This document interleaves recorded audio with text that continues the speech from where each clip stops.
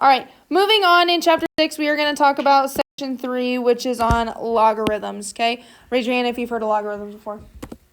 Good, you're not supposed to. This is going to be your first time learning about logarithms, okay? Start with this, 2x equals 8. How do you solve that for x? Divide by 2. You're right, you divide that by 2, we get x equals 4. Okay? What if I showed you this? 2 to the x equals 8.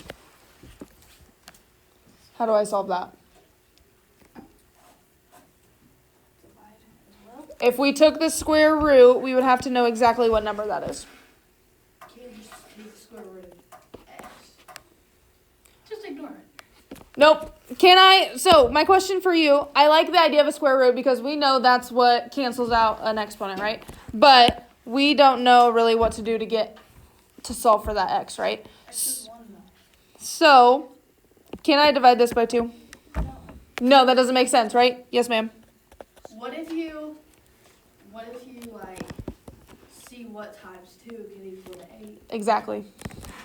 Okay, so what she says is we can kind of do a guess and check. 2 to what power gives us 8? 4. It is 3. X equals 3 because 2 times 2 is? 7.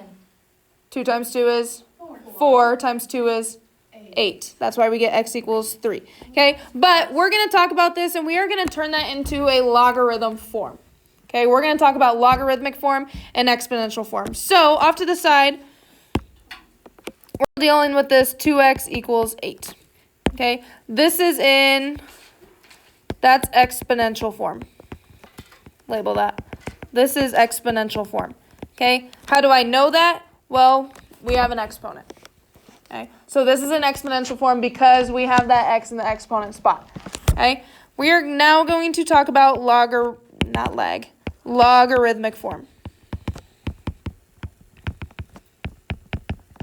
Okay, in logarithmic form, we get that from the exponential form. So with logarithmic form, we're going to start with log. Looking up here, what is my base number? 2. 2. Why 2? Why is 2 the base?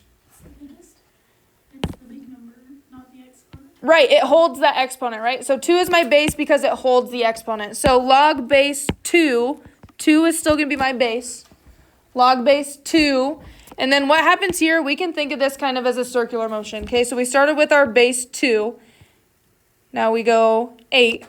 And then we come back to x. So how to write that in logarithmic form is we have log base 2 of 8 equals x. Okay, so you can think of that circular method. Okay, so if I wanted to go backwards, that circular method still applies. Always start with the base. What's my base here? 2. Start with that base 2. Circle around to x. Come back to 8. That circular method works both ways when rewriting into either form. Okay. So right now, all we're talking about is we're just writing an exponential and logarithmic form and going back and forth. Okay, just to understand the relationship between the two. Sooner or later, when we get to, not quite today, but tomorrow and moving into next week, we will get to solving problems like this. Okay, but right now we have to understand how they work with each other. Okay? Look at that example 1 that's in your notes. In your notes, they have that written as an exponent, right?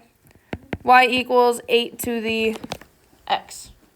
Okay? Try and write that in logarithmic form. What I want you to understand is what we were just looking at, we had it looking this way. Okay? So, do you agree right now this is an exponential form? Yes. How do I know? Exponent. It's in an exponent, right? So, try to write that in logarithmic form. Does it matter? Okay, with logarithmic form, always start with log, then figure out what your base is. What's my base? 8. Good, because that's the one that holds the exponent. Okay, so if we go in circular form, start with that 8. We go to y. Yep, so log base 8 of y equals x. Yep. Where does that exponent end up? Where does the exponent end up? by itself, right? That's what we're looking for. So that's why we use logs to help us find what our exponent is, because logs put the exponents by themselves. Okay? Look at example 2. Go ahead and rewrite those. So 7 to the third equals 343. Write that in logarithmic form. And then write log base 4 of 16 equals 2. Write that in exponential form. So starting off with A here. This is A. This is B. Do you agree right now that this is an exponential form? Okay, again, because we have it written with an exponent. Okay, so we want to go into log form. What is my base? Log base what? 7. Log base 7 of 343 equals 3. Remember that exponent, where is it going to end up? It's going to end up by itself. Okay, how many of you use the circular method? Good. Okay, from here, start with your base, move on to the other side, and then circle back around to your exponent. Okay. Yes, ma'am. Okay. Do you agree this one is in logarithmic form? How do I know? It says log. Exactly. Okay. So I want to write this in exponential form. What are we always going to start with? Start with that base number. So base is 4. What's my new exponent? 4 to the second equals 16. Now, you can actually check yourself this way. Does it make sense? Does 4 squared equal 16? Yes. Okay. Very similar. Looking at these examples here, we want to find the exact value. Now, today we're kind of going to do a guess and check method. Tomorrow and moving on to next week, I'll give you a legit method that we can do. But for right now, it's just understanding what logarithmic form actually means. Okay? So, I'm going to set all of these equal to x first. We are trying to find our x value here. What's going to help is if we rewrite this into exponential form. So how can I write a into exponential form? Yep. This x or what kind of x? Yep, the exponent. 5 to the x equals 125. So now ask yourself, 5 to what power gives me 125? How many times do I have to multiply 5 to get 125? Try it. How many times do I have to multiply 5 to get 125? Yep, so that exponent is going to be 5 to the third power. Okay. How can I rewrite b? 1/4 to the x equals 16. What's kind of different about this one? It's a fraction. What kind of exponents do we use to get fractions? Negative, right? So we know our exponent has to be negative. Okay, so how many times do we have to multiply 4 to get 16? Try this. Take twice, right? Because 4 times 4 is 16. But we know that that exponent has to be negative because of this fraction here. Okay, so our x this time equals -2. How can I rewrite c? 3 to the x equals 0. How many times, so trying to find x here, how many times can I multiply 3 to get 0? 0. So you're telling me x is 0? What's anything to the 0 power? Nothing. Oh, it's 1, isn't it? Anything to the 0 power we talked about last week is 1. So does 3 to the 0 equal 0? Make it a -0. No. No such thing. Right? Nice idea, though. Any other guesses on this one? How many times can we multiply 3 to get 0? Okay. 3 to the first, what's that equal? It is not a negative because, okay, give me a negative number to try. Anything by anything to get to 0. Right, say that again, louder. You can't multiply anything by anything to get to 0. Right, even if we multiply by a negative number, that's just going to give us a fraction. Okay, so, no, can't do it. There is no such thing as getting 0 when multiplying a number. If this number was 0, then could we get 0? Yeah. Yes, because it's 0. But let's say I had 5 to the x. Can I multiply 5 however many times to get 0? No. Okay, so there is no such thing as an exponent of that value. Okay, so this right here, that just means no solution. So if it ever equals 0, just no? Yes, as long as it's not 0 in the beginning. Yes. Yep. All right. What about D? You got that from here, right? Yeah. 2 to the x equals 2 to the 8th. Okay. What do you think on this one? So solve what 2 to the 8th is. Right. You can figure out what 2 to the 8th is. Type that in your calculator. What is 2 to the 8th power? 256. So now you can do what we did kind of up here. 2 to what power is going to give us that 256? 8. It is 8. It is x equals 8. I like that one. Can you give us a lot of those? Okay. What I want to kind of preview for you is what we're going to learn, I think, next week here. If I look back at this here, I'm going to rewrite it over here. 2 to the x equals 2 to the 8th. What do you notice about that equation right there? The same back and What do you mean what's the same about them? It's like the opposites. Like, What'd you say? What do you mean they're the same? What's the same about both sides of these equations? they're both equal to 8. They have to equal each other because there's an equal sign. And if there's an x there, and if there's already an exponent there, then just put it in. Right. Do you agree the base is the same? Yes. Okay, the base is the same, so I agree with you. 2 to the x equals 2 to the 8th. Well, that has to be an 8, right? Yeah. Can't be any other number. Okay, what you're going to learn is our change of base. If the bases are the same, we can just act like they're not there, and that those exponents become an algebra problem. But in this case, do I have to solve for x here? No, it's already by itself, so that's how we get our x equals 8. Again, we'll get more practice with that, but that one was kind of nice, right? How it turns into kind of itself there. Cool. What do you do? Example 3. I want you to rewrite all of those in exponential form and then find the value of x. Okay? So rewrite all of them and then find the value of x. Go. So first thing on these is I want you to write them in exponential form.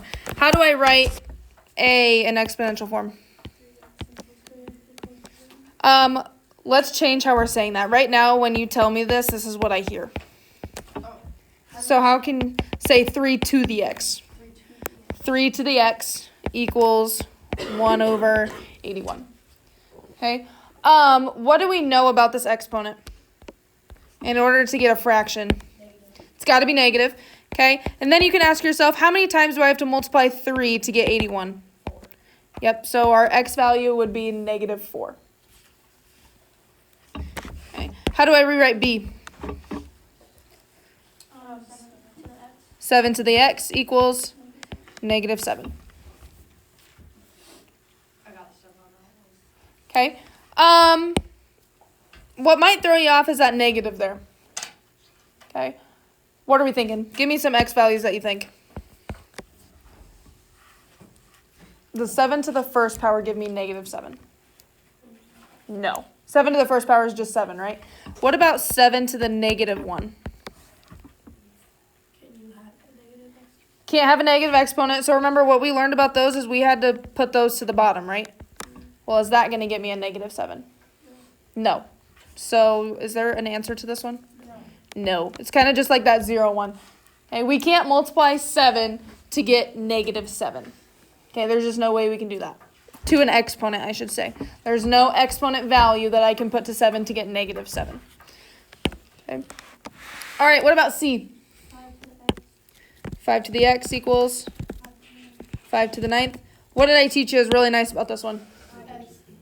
Right. It's just going to be x equals 9. Okay, you can think these kind of cancel each other out, so I get that x equals 9 there. If you didn't do that, what could I have done with 5 to the 9th power? I could have turned this into something, right? I could have typed in 5 to the 9th power and done it that way. Okay? But do you agree what we did is kind of easier? Yes. All right. Off to the side of your example 4 margin, I want you to write this stuff down. Okay? We are going to talk about a common log, and we are going to talk about a natural log. Okay. Ultimately, these are just 2 different buttons on your calculator, and we got to know the difference between them. Okay. What I want you to know about a common log, here we take some notes. Okay. Common log has a base of 10. Okay. Have we had a base of 10 yet in any of our examples? No, it's been like 3 or 5 or any other number, right?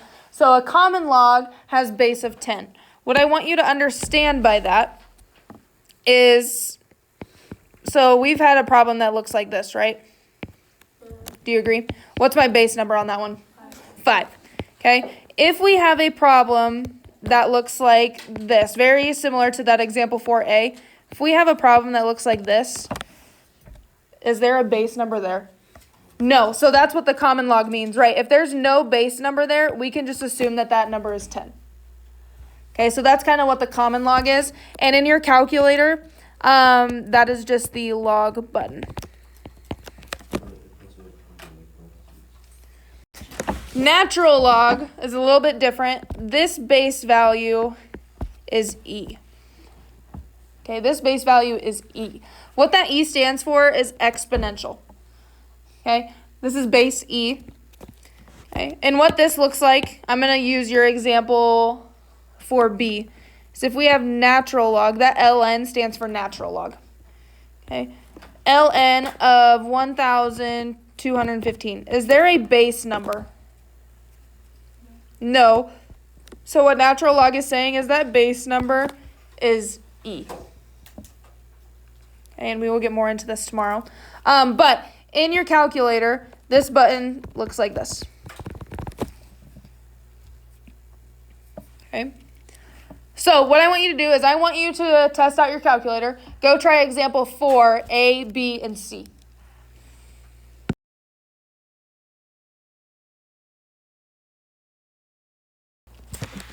Okay, when you type in log of 321, what did you get?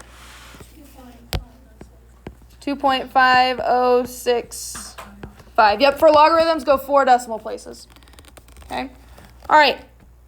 What about natural log? Is that the same button in your calculator as log? No, it's different. So make sure you hit natural log of 1,215. What'd you get? 7.1025. And then C, log of 0.17.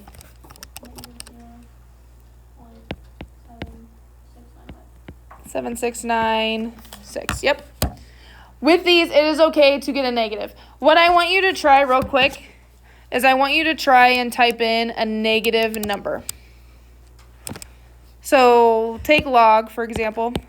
Type in log of -2. If you type in log of -2, what happens? You get an error, okay? So you can just put that as a no solution for now. What if you type in natural log of -2?